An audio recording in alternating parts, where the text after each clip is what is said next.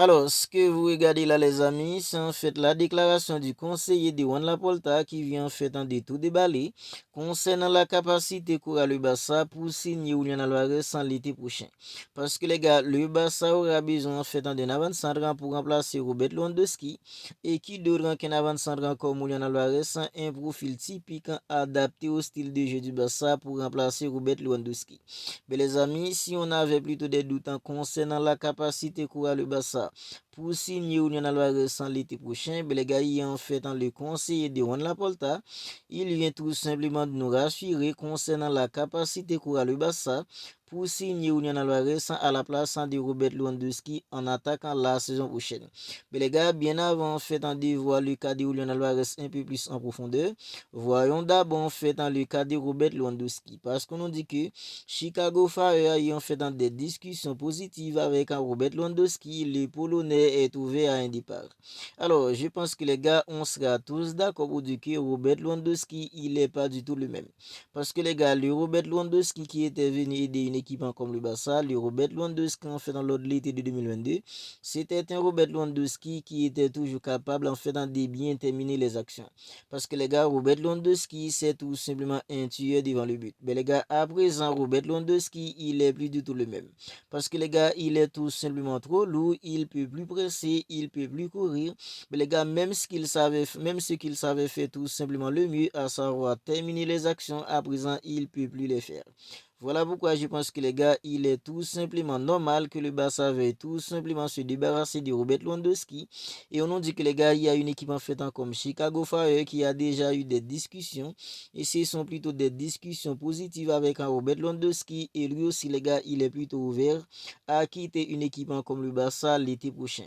Mais les gars, s'il y en a parmi nous qui voulaient voir le Barça en fait en vendre Robert Lewandowski cet hiver pour que le Barça gagne un peu d'argent, mais les gars, détrompez-vous parce que les gars, on nous dit qu'il y a Fabrice Romano qui nous dit que il n'y a aucune chance pour que Robert Lewandowski quitte le Barça cet hiver. Ok, il est probable pour que Robert Lewandowski quitte le Barça, mais les gars, ce ne sera pas cet hiver, ce sera plutôt en fait dans l'été prochain. Si Robert Lewandowski il va quitter le Barça, mais les gars, ça sera en fait dans l'été prochain.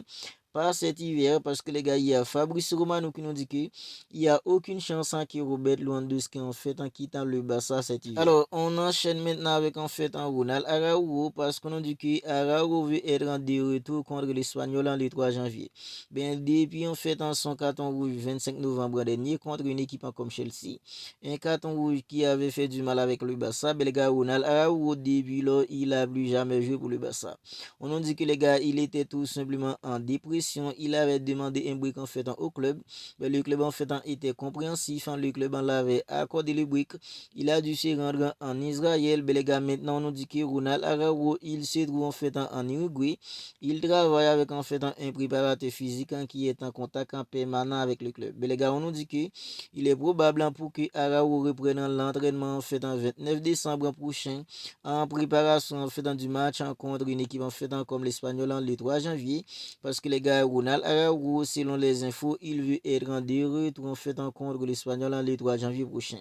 En parlant en fait des joueurs qui seront de retour, il y a aussi Dani Olmo parce que les gars, il y a le quotidien catalan sportant qui nous dit que Dani Olmo nous a confirmé qu'il souhaite en revenir en fait pour le match contre l'Espagnol le 3 janvier.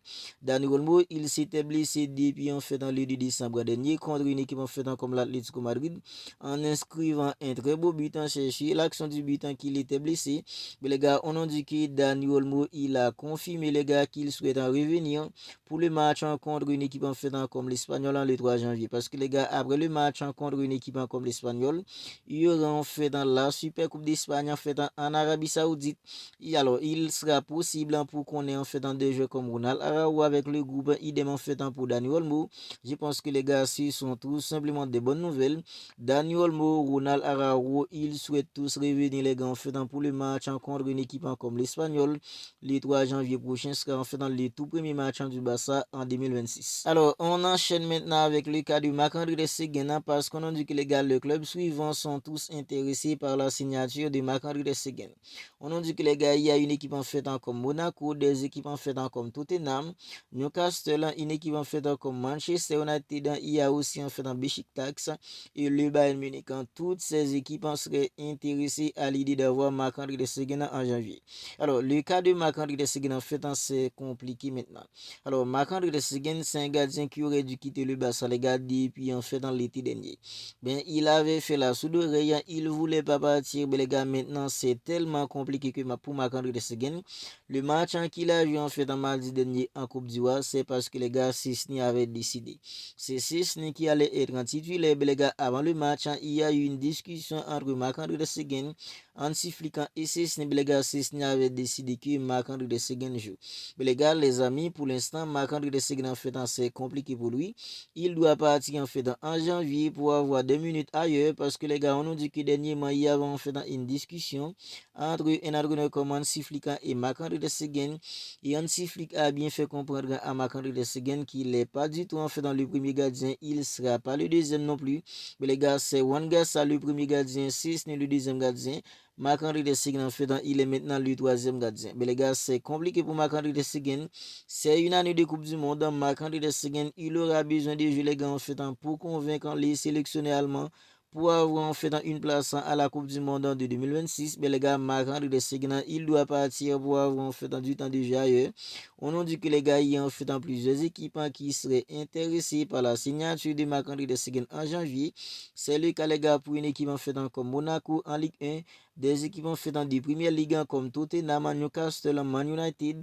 Il y a une équipe en fait comme Beşiktaş et le Bayern Munich. En fait, toutes ces équipes ce sont des équipes qui sont intéressées par la signature de Marc-André Ter Stegen en janvier. Alors, on enchaîne maintenant avec en fait le cas de Andreas Christensen parce qu'on nous dit que les gars, Christensen, il est vraiment apprécié en première ligue.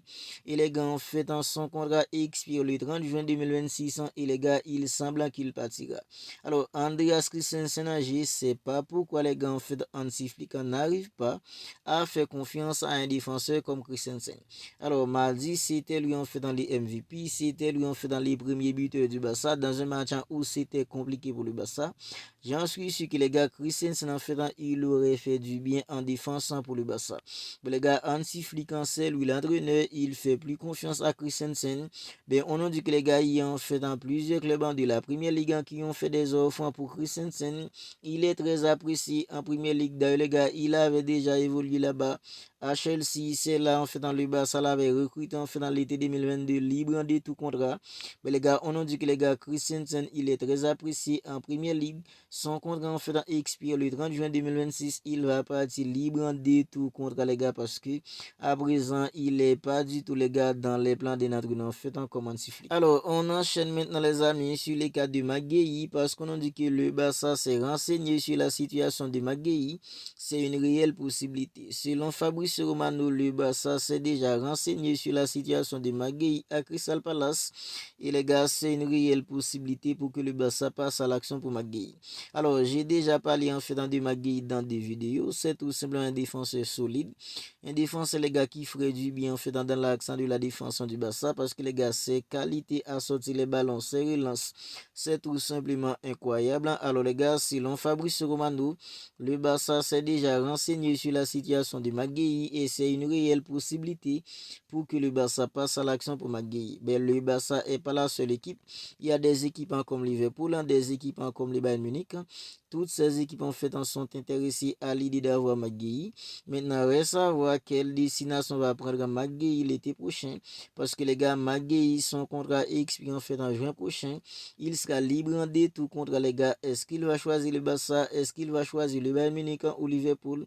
On ne sait pas encore. Va falloir attendre pour voir les gars en fait dans quelle destination va prendre Magueye. Un international anglais qui évolue du côté de Crystal Palace, c'est tout simplement un défenseur solide qui ferait beaucoup de bien en fait dans l'accent de la défense du Barça. Alors maintenant, parlons en fait du dossier le plus important parce que les gars, le dossier de Julián Álvarez, à mon avis, c'est le dossier en fait le plus important.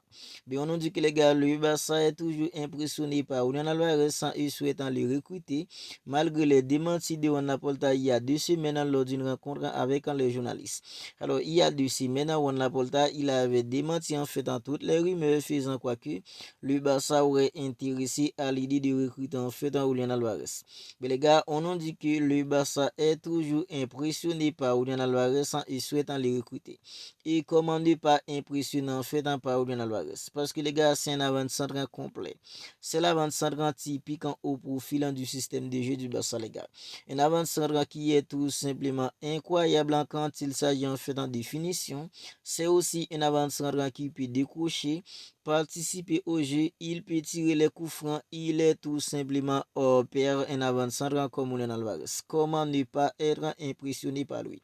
Mais les gars, il est en fait le conseiller de Juan Laporta. Alors, Eric Masip, conseiller de Juan Laporta, il a déclaré que Julián Álvarez est un grand joueur, un buteur incroyable et il réalise une excellente saison avec l'Atleti. Le président a déclaré que le Barça serait prêt à recruter en fait qui il voulait. Avec le travail économique que nous avons accompli, je n'ai aucun doute là-dessus. Le Barça serait en mesure de financer une telle opération. Voilà en fait ce qui me fait plaisir, les gars. Avec le travail économique que nous avons accompli, je n'ai aucun doute là-dessus. Le Barça serait en mesure de financer une telle opération. Mais les gars, je pense que les gars, tous les doutes qu'on avait, lui, il vient tout simplement de dissiper tous nos doutes. Eric Masip, conseiller de Juan Laporta, il vient en fait de dissiper tous nos doutes concernant la capacité économique qu'encourt le Barça pour signer Julián Álvarez. Je sais que l'Atlético Madrid en fait ne va pas faire cadeau au Barça, ça va être compliqué. Mais les gars, si le Barça a l'argent, je pense que les gars, tout est possible. Il est possible, moi personnellement, les gars, je vais nourrir l'espoir de voir en fait Julián Álvarez à la pointe de l'attaquant du Barça pour remplacer Robert Lewandowski. Parce que les gars, le Barça aura besoin d'un avant-centre tout simplement incroyable comme Julián Álvarez pour franchir les gars en fait un autre palier la saison prochaine. Ok, le Barça en fait a des milieux incroyables, le Barça a des défenseurs incroyables, le Barça a aussi en fait des latéraux qui peuvent faire la différence. Mais les gars, est-ce que le Barça a un avant-centre qui peut tout simplement régulier, un avant-centre qui peut être régulier en fait du début à la fin de la saison? On n'a pas un avant-centre comme ça. Robert Lewandowski, maintenant les gars, il peine tout simplement dans tous les compartiments. Il peine en fait en finition, il peine en fait dans les jeux. Ferran Torres, parfois, il nous enchante, parfois, il est tout simplement tout caresque. Je pense que les gars, le Barça aura besoin d'un avant-centre comme Julián Álvarez, un avant-centre qui est hors pair dans la finition, un avant-centre qui peut décrocher, un avant-centre qui peut participer au jeu, un avant-centre qui est tout simplement imprévisible.